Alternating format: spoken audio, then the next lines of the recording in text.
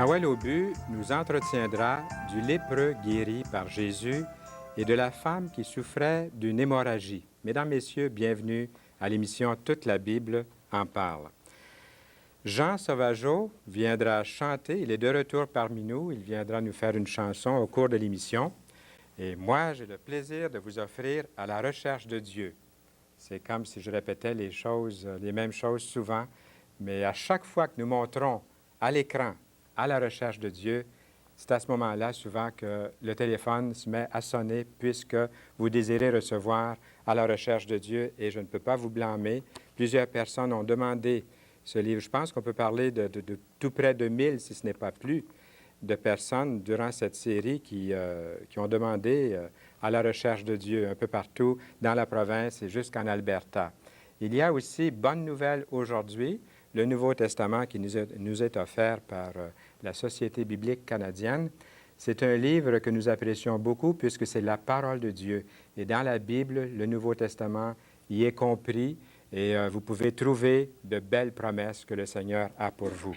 Alors, nous vous encourageons à téléphoner tout de suite pendant l'émission et à demander ces ouvrages. Dans certaines villes, le Nouveau Testament vient de la part des Gédéons, une autre organisation que nous connaissons bien puisque nous voyons leur Bible, le Nouveau Testament, dans les hôtels, dans les hôpitaux et aussi dans les écoles. Eh bien, maintenant, il nous fait plaisir de passer à la chronique du livre. Et c'est avec Lise Valcourt qui va nous présenter la chronique de livre. Elle est à la Ligue pour la lecture de la Bible. Donc, à vous la parole, Lise Valcourt. Bonjour. C'est ça. Aujourd'hui, pour aller avec le thème qui est un face-à-face avec Jésus, j'ai choisi 3 livres. Le premier, c'est Comme l'aurore après la nuit de Gisela Maillard. C'est aux éditions La Ligue pour la lecture de la Bible. C'est un livre qui est intéressant. Ça raconte une histoire vraie d'une dame qui a tenté de se suicider puis qui a amené avec elle ses 2 filles. Ses 2 jeunes enfants sont morts. Et puis, suite à ça, elle a été plongée dans un désespoir puis dans une dépression profonde. Et puis, l'histoire nous raconte comment elle a dû lutter pour renaître à la vie, puis comment Dieu est intervenu pour la secourir du désespoir. Pardon. C'est un suicide qui était manqué pour elle. Mais les enfants, on n'a pas tous les livres. On garde ça. On garde ça. Oui. Okay, c'est une histoire intéressante. Bon. Et le deuxième? Le deuxième livre, c'est Jésus, l'un des nôtres, de Ada Lam. Il a été traduit par Richard Ouellet. Il a été adapté en français. C'est aux éditions Groupe biblique universitaire. C'est un livre dans lequel il y a 30 séries de questions. C'est des études inductives.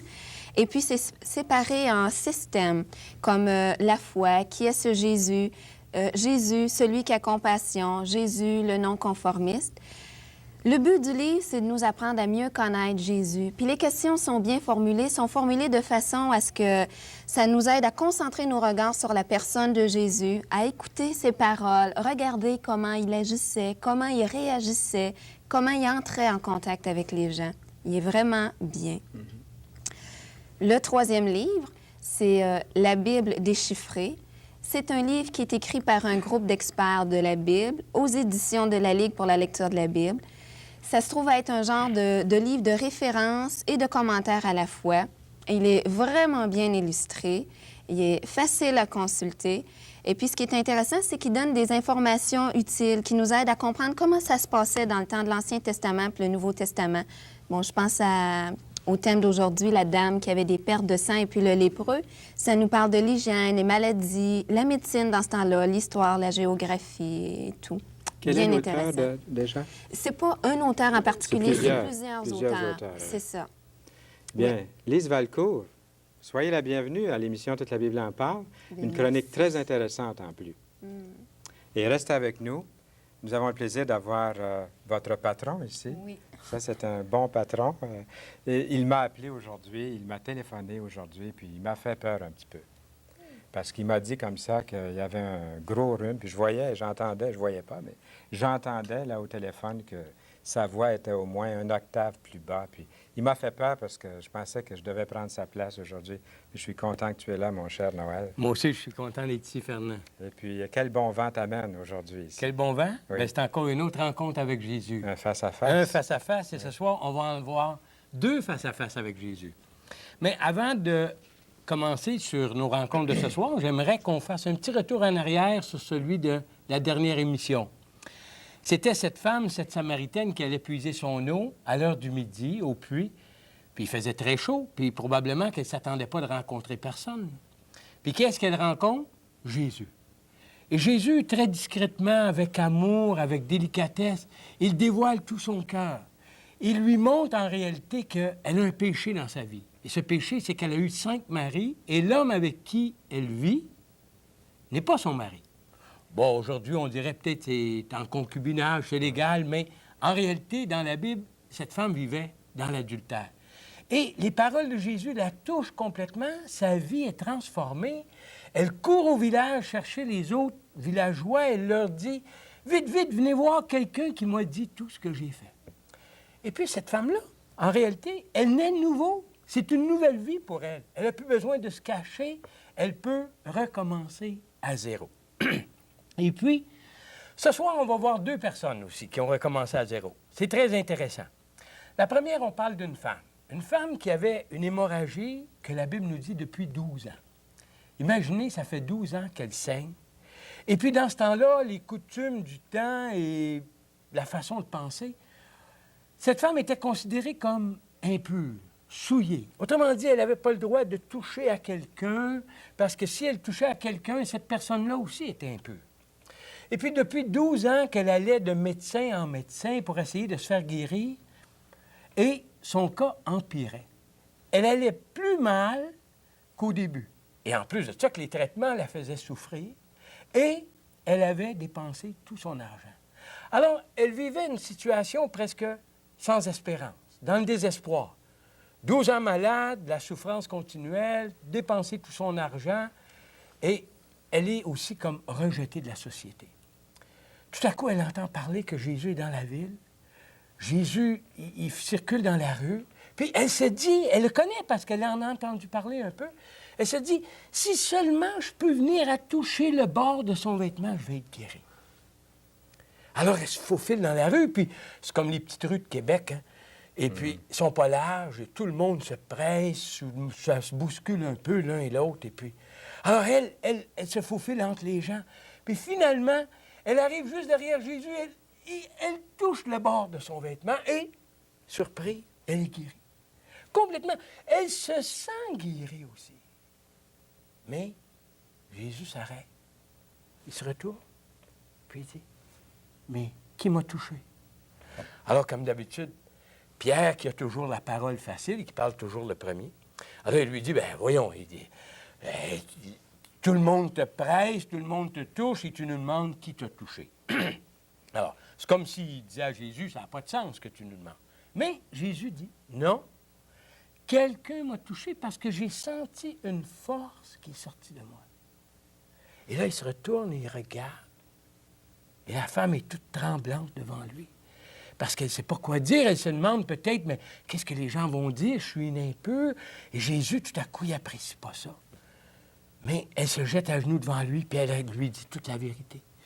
Sa maladie, comment elle avait été guérie et tout. Et Jésus, lui, il s'approche d'elle et il la relève, mais il dit, « Ma fille, ta foi t'a guérie.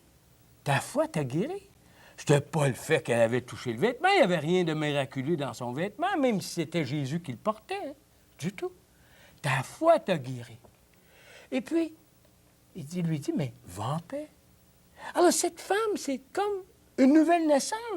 12 ans, vivre sans espoir, et puis tout à coup, à l'instant même, une nouvelle vie qui recommence.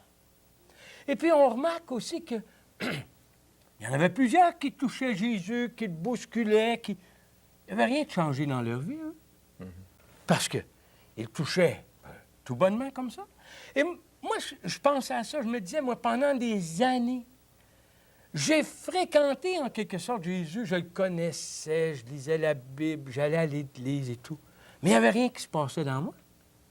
Jusqu'au jour où j'ai capté par la foi, parce que j'ai mis ma confiance en Jésus, qu'il était mon sauveur, il était mort pour moi sur la croix. Alors là, toute ma vie, elle a changé. Comme cette femme, autrement dit. Parce que si elle avait touché Jésus comme Pierre le touchait, Elle n'aurait jamais été guérie. Hein? Mais elle l'a touché avec la foi. Et il s'est passé toute une transformation dans sa vie. Et le deuxième cas qu'on a, c'est encore plus intéressant. Lui, il était pire que la femme. C'est un lépreux. Et la lèpre, c'est une maladie qui couvrait le corps, les poils changeaient de couleur, la peau, il y avait des plaies aussi. Puis, ces gens-là étaient vraiment rejetés complètement. Les lépreux, il fallait qu'ils vivent en dehors de la ville, ou s'ils étaient dans un campement, ils vivaient en dehors du campement. Puis, lorsqu'il s'approchait quelqu'un, le lépreux devait gesticuler et dire « Impur, impur, impur ». Autrement dit, « Approche pas, je suis contaminé. Hein? Approche-toi pas. » Il devait avertir les gens. Et eux, ils n'avaient aucun espoir. La médecine du temps ne pouvait rien faire. Et puis, ces gens-là, normalement, il n'y avait plus de famille. Les familles ne vivaient plus avec eux. Il n'y avait aucune participation dans la société. Aucune. Alors lui, ce type, il est lépreux. La Bible ne dit pas depuis combien de temps qu'il est lépreux. Mais c'est un autre cas d'un type, d'une personne sans espérance dans la vie. Alors tout à coup, il entend parler que Jésus vient. Jésus, peut-être qu'il, lui, il a su qu'il avait guéri la femme. Peut-être qu'il a su aussi qu'il avait ressuscité la fille de Jaïrus. Peu importe. Il savait que Jésus pouvait faire de quoi pour lui, s'il le voulait. Alors le type s'approche. Il n'aurait pas dû s'approcher de Jésus. Mais c'est des fois pour arriver à Dieu, il faut avoir une conviction, il faut faire des choses qu'on ne fait pas normalement. Alors, il s'approche de Jésus, et puis il tombe à genoux devant lui. Et il lui dit, il le supplie, il lui dit, « Seigneur, Maître, si tu le veux, tu peux me guérir. Si tu le veux, tu peux me guérir. » Alors, on aurait pu penser que Jésus aurait reculé tout d'un coup et dit, « Loin de moi, lépreux. » Du tout, du tout. Jésus, il est étrange un peu de la façon qu'il agit. Il s'approche du lépreux. Au lieu de se reculer, il s'approche du lépreux. Pire encore, il touche le lépreux. Personne n'aurait osé toucher un lépreux. Lui, il le touche, le lépreux. Et il lui dit, « Je le veux. Je le veux. Sois pur, sois purifié. » Et le lépreux, sa peau change. Sa peau est redevenue normale, comme il était probablement quand il était tout jeune. Il est guéri, le lépreux. Et Jésus lui dit, « Ne va pas raconter ça sur tous les toits, là. Va-t'en envie de voir le prêtre, le sacrificateur, puis va lui dire que tu es guéri. Offre le sacrifice que Moïse a prescrit. Ils vont voir que tu es guéri. » Vois-tu? Une autre vie qui est complètement transformée par un face-à-face avec Jésus. Mais pas n'importe quelle sorte de face-à-face. Un face-à-face qui est fait par la foi. C'est, si le lépreux s'était dit, « Ah, ben Jésus, c'est un autre qui passe, là, c'est là, ça. » Il en passe à tous les jours des gens comme ça. Il ne serait pas guéri. Mais non, il a mis sa confiance en Jésus, il s'est approché de lui, il l'a supplié de le guérir, et Jésus l'a même touché, et il l'a guéri. Et puis je me disais, dans notre société, combien qu'il y en a qui sont des vrais lépreux? En réalité, on est tous des lépreux. En venant au monde, on vient au monde avec la lèpre du péché. Et tu sais, cet homme avait la lèpre, et la lèpre le séparait de la société. Mais notre péché, en réalité, nous sépare de Dieu. Paul dit, il dit, car tous ont péché, dans l'Épître aux Romains, il dit, car tous ont péché et sont privés de la gloire de Dieu. Autrement dit, de tous les êtres humains qui ont vécu sur la terre et qui vont vivre encore sur cette terre, à part un, Jésus. Tous ces êtres humains-là, c'était des lépreux dans le sens du péché. Ils étaient séparés de Dieu. Et ils avaient besoin, en quelque sorte, d'une transformation, d'une nouvelle naissance pour rentrer en contact avec Dieu. Et c'est justement ce qui est arrivé à cette femme qui avait une hémorragie. C'est justement ce qui est arrivé à ce lépreux qui était coupé de la société. Alors peut-être qu'aujourd'hui, ceux qui regardent cette émission, il y en a certainement qui ont la lèpre du mensonge. Qu'est-ce qui peut dire que moi, je ne suis pas un menteur? Il y en a d'autres peut-être qui ont la lèpre du vol. Ils aiment prendre des objets tout partout, toujours voler. Bon, on n'a pas besoin des voleurs de banque pour être des voleurs. Il y en a d'autres peut-être qui ont la lèpre de l'adultère. Ils ne se contentent pas de leur mari ou de leur épouse. Non. Il faut toujours qu'ils aillent voir ailleurs. Il y en a d'autres qui ont la lèpre des mauvaises pensées. Ils convoitent continuellement, soit la femme du voisin, soit le mari de l'autre, soit un bien quelconque. Ils ont cette lèpre. Et c'est comme Jésus disait à l'autre émission à la Samaritaine, si tu continues à boire de cette lèpre que tu as, là, de ce mal qui est en toi, tu auras toujours soif. Mais si tu viens vers moi, si tu prends de l'eau que moi je te donnerai, tu n'auras plus jamais soif. Et c'est justement ce que le lépreux a fait dans notre histoire. Et c'est justement ce que plusieurs peut-être pourraient faire. Ceux qui regardent, peu importe là où ils sont, peut-être qu'ils sont chez eux, dans leur chambre, peut-être qu'ils sont dans une discothèque, je ne sais pas s'ils jouent l'émission dans une discothèque ou dans un bar, peu importe.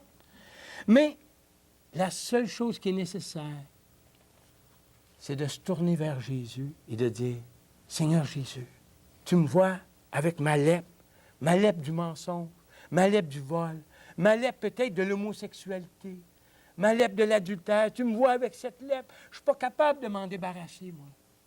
Toi, si tu le veux, tu peux changer ma vie complètement. » Et vous croyez que Jésus va vous dire, « Oh non, parle-moi pas. » Du tout. Il va s'approcher de vous. Il s'approche de nous parce que justement, continuellement, à chaque jour, à chaque instant, il frappe à la porte, Jésus. Oui, il frappe. Mais il nous dit, mais il y a seulement que toi qui peux ouvrir. Le loquet est en dedans. Il y a seulement que toi qui peux ouvrir pour me laisser entrer.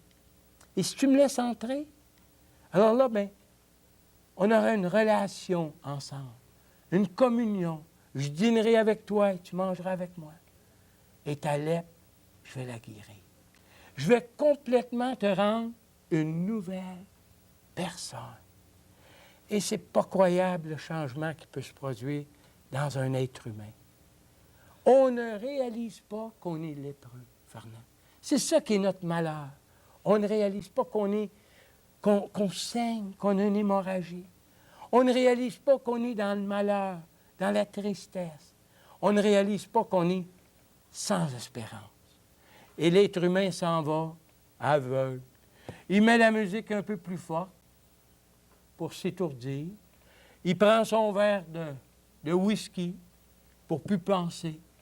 Et puis, c'est sa vie. Et Jésus est là qui frappe. Et aujourd'hui, il frappe à votre porte. Voulez-vous vous arrêter un instant et le laisser entrer? Juste prendre une prise de conscience que vous êtes ce lépreux sur le bord de la route et vous entendez parler maintenant que Jésus s'en vient.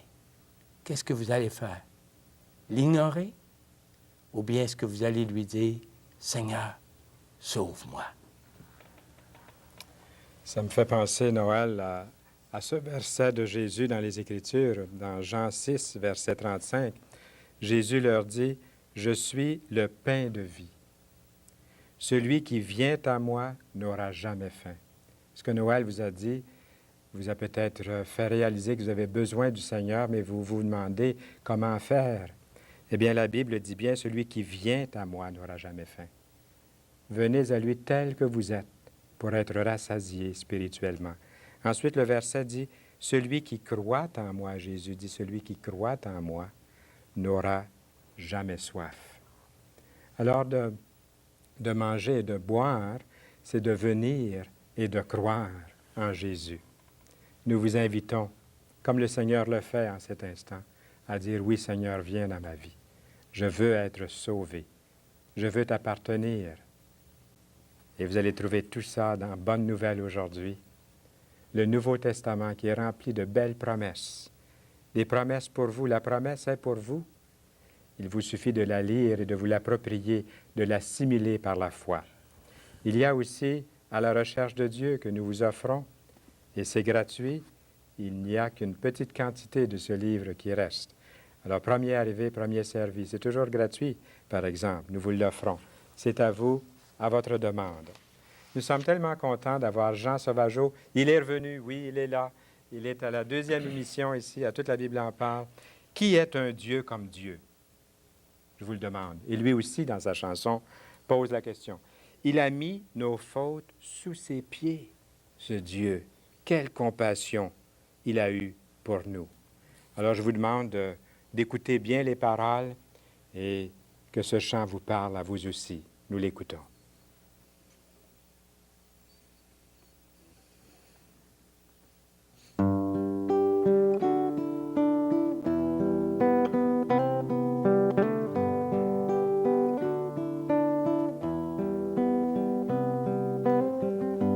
Ô Dieu, qui est un Dieu comme toi, ô Dieu.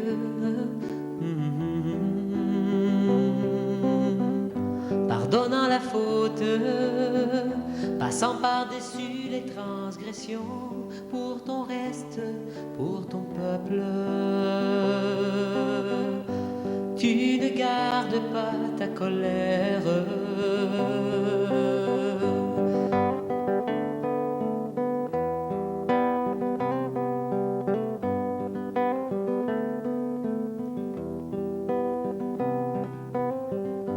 Ô Dieu, qui est un Dieu comme toi, ô Dieu.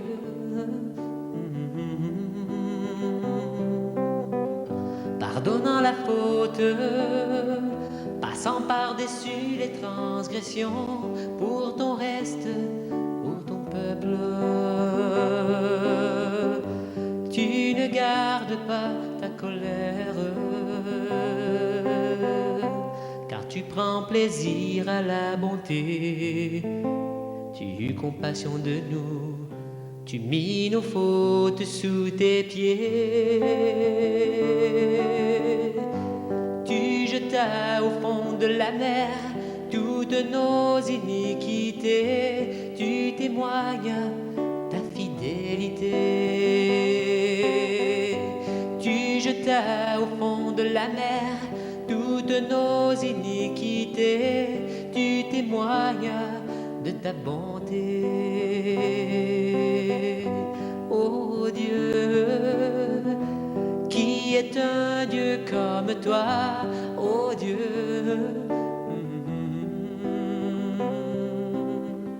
Pardonnant la faute, passant par-dessus les transgressions, pour ton reste, pour ton peuple. Tu ne gardes pas ta colère.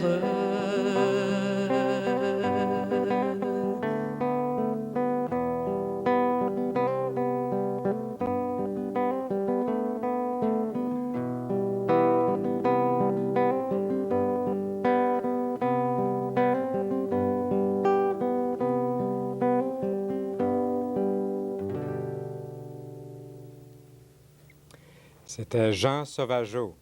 Merci beaucoup, Jean, et nous voulons aussi remercier nos invités de l'émission d'aujourd'hui, Lise Valcourt, qui nous a présenté la chronique de livres pour la lecture, pour la Ligue pour la lecture de la Bible, et aussi le message qui nous a été apporté par Noël Aubu. Le but de notre, puisque je vais utiliser le but ici, de l'émission Toute la Bible en parle, c'est de prêcher l'Évangile, comme tu as fait, Noël, tantôt. C'est de prêcher dans toute sa simplicité, sa pureté, et afin que les cœurs se tournent vers Jésus-Christ. Ce n'est pas de faire changer de religion ou d'embarquer dans une autre secte. Ce serait pire encore. Oui. Quel est le mot de la fin, Noël? Le mot de la fin, c'est juste cette parole de Jésus qui dit « Venez à moi, vous tous qui êtes fatigués et chargés, et je vous donnerai du repos. » Vois-tu, il n'y a pas d'autre place à aller. Ils ont tout essayé, probablement. C'est ça. Puis si on va ailleurs, on continue à prendre notre eau et continuellement avoir soif. C'est de l'eau l'eau pourrie, Oui, l'eau oui, du monde. oui. Les, L'eau- les puits sont brisés. Oui, L'eau rentre de partout. exactement. Tandis que si tu vas vers Jésus, alors il te donne cette eau qui apaise ta soif, Limpide. qui transforme ta vie, qui te fait naître de nouveau. Tu es une nouvelle personne. Si je comprends bien, Noël, toi, tu es né de nouveau. Ah oui, C'est arrivé en quelle année, toi? 1979. Puis c'est une deuxième naissance, en réalité. Une transformation. Tu n'es plus le même. Depuis 79, c'est une nouvelle vie. Tu n'es plus le même. Puis Lise, c'est depuis quand, Lise? 81. 81. Oui. Une nouvelle vie aussi depuis 81. Oui, oui, oui. Vraiment nouveau. Une nouvelle Façon vie. nouvelle de penser, puis d'être en contact avec C'est merveilleux. Jésus. Je vais te dire quelque chose, on travaille ensemble, des fois on peut chicaner, Oui, puis on se pardonne.